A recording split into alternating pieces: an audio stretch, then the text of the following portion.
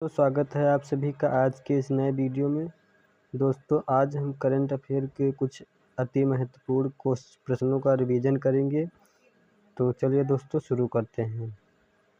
पहला प्रश्न है कि हाल ही में G7 समूह यूके सहित 14 देशों ने चीन के किस समुद्र पर दावे को खारिज कर दिया। तो दोस्तों, ये दक्षिणी चीन सागर के दावे को खारिज कर दिया, जिसे चीन अपना बता रहा था। फिर अगला क्वेश्चन है, पर्यावरण, वन एवं जलवायु परिवर्तन मंत्रालय ने मानव वन्यजीव संघर्ष उत्कृष्टता केंद्र एवं पोर्टल का उद्घाटन कहाँ किया है। तो ये कोयम्बटूर में किया है। दोस्तों, कौन सा पोर्टल है? मानव वन्यजीव संघर्ष उत्कृष्टता केंद्र है। अगला प्रश्न है, विंबलडन 2026 का पुरुष एकल खिताब किसने जीता। तो ये जैनिक सिनर ने जीता। ये दोस्तों कल भी क्वेश्चन आया था। अगला प्रश्न है, IBM क्वांटम के सहयोग से quantum computing algorithm quantum advantage किसने डिजाइन किया है। तो ये विदुष फिल्लानी ने डिजाइन किया है। दोस्तों, कौन सा quantum computing algorithm quantum advantage, दोस्तों ये नाम याद रखना है, किसने डिजाइन किया है? विदुष पिल्लानी ने। अगला क्वेश्चन है, नेशनल कैंपा के गवर्निंग बॉडी ने आयुष वन संरक्षण योजना के लिए कितना बजट जारी किया है। तो ये 3000 करोड़ का बजट जारी किया है। अगला क्वेश्चन है, भारत ने 56वां इंटरनेशनल फिजिक्स ओलंपियाड 2026 कितने पदक जीते हैं। तो ये 5 पदक जीता है। और अगला क्वेश्चन है कि इंग्लैंड के लॉर्ड्स मैदान का टेस्ट शतक लगाने वाली पहली भारतीय महिला कौन बनी। तो ये यास्तिका भाटिया बनी। ये दोस्तों क्वेश्चन बहुत ही महत्वपूर्ण हैं, जो कि पिछले वीडियो में भी रिपीट आ चुके हैं। अगला क्वेश्चन है कि साइबर अपराध पर नियंत्रण के लिए ऑपरेशन CY बंद किस राज्य ने शुरू किया। तो ये उत्तर प्रदेश ने शुरू किया। अगला प्रश्न है कि 18 मीटर की ऑपरेशन ड्राफ्ट क्षमता वाला भारत का दूसरा बंदरगाह कौन है। तो ये कामराज बंदरगाह है। कौन सा? 18 मीटर की ऑपरेशनल ड्राफ्ट क्षमता वाला।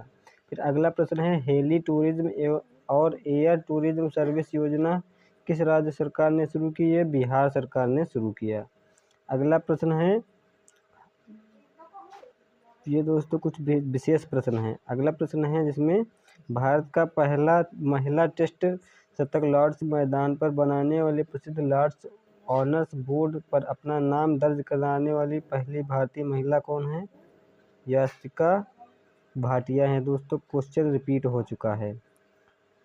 और अगला क्वेश्चन है, प्रोजेक्ट 17A के तहत निर्मित किस स्वदेशी निर्मित उन्नत स्टील्थ फ्रिगेट को हाल ही में भारतीय नौसेना के पूर्वी बेड़े में शामिल किया गया। तो ये INS महेंद्रगिरी को शामिल किया गया। फिर अगला क्वेश्चन है, प्रख्यात तमिल कवि और गीतकार R वैरामुथु को वर्ष 2025 के लिए किस प्रतिष्ठित साहित्यिक पुरस्कार से सम्मानित किया गया। तो ये दोस्तों 60वां ज्ञानपीठ पुरस्कार से सम्मानित किया है। किसे? और ये तमिल कवि हैं, गीतकार R वैरामुथु।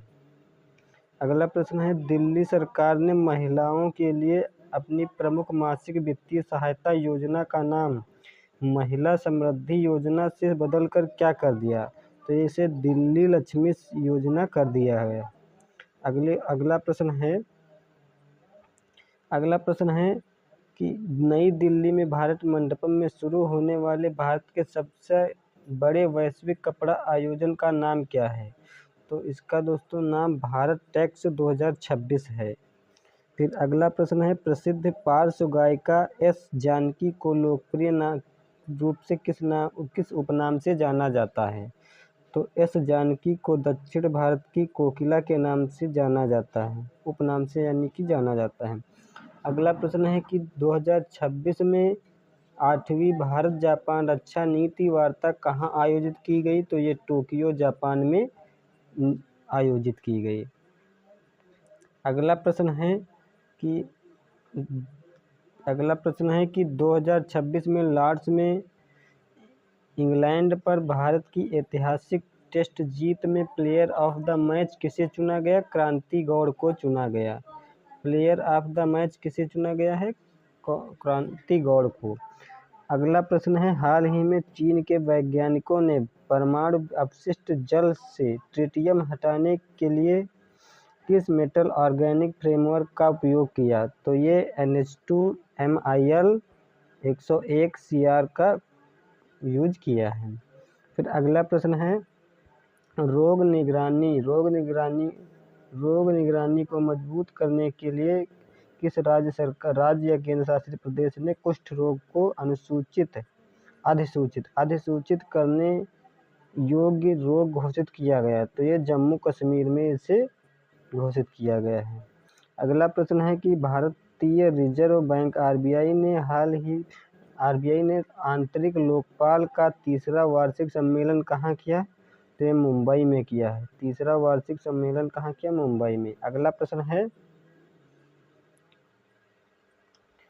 प्रश्न है कि ऊंझा जीरा और ऊंझा सौंफ को GI टैग मिला है, यह किस राज्य से संबंधित है? तो ये दोस्तों गुजरात से संबंधित है। कौन? इसे ध्यान देना, ये महत्वपूर्ण प्रश्न है। ऊंझा जीरा और ऊंझा सौंफ कहाँ का है? गुजरात का। जोधपुरी मोजरी, अब दोस्तों ये जोधपुरी मोजरी को भौगोलिक संकेत GI प्रदान किया गया है, GI टैग प्रदान किया गया है। यह पारंपरिक फुटवियर कला किस राज्य से संबंधित है? दोस्तों जैसे ही इसमें तो इसके नाम में ही छिपा है जोधपुर। दोस्तों जोधपुर ये राजस्थान का भाग राजस्थान में है, इसीलिए दोस्तों ये जोधपुरी मोजरी कहाँ का हो जाएगा? राजस्थान का। और अगला प्रश्न है, गुजरात में चांदीपुरा वायरस CHPV का प्राथमिक वाहक कौन सा कीट है? तो ये सैंड फ्लाई, बालू मक्खी इसका वायरस है। कौन सा वायरस है? चांदीपुरा वायरस CHPV गुजरात में मिला। अगला प्रश्न है, Fortune India most powerful women MPW 2026 की सूची में शीर्ष स्थान किस भारतीय महिला को मिला? तो ये नीता अंबानी को मिला। अगला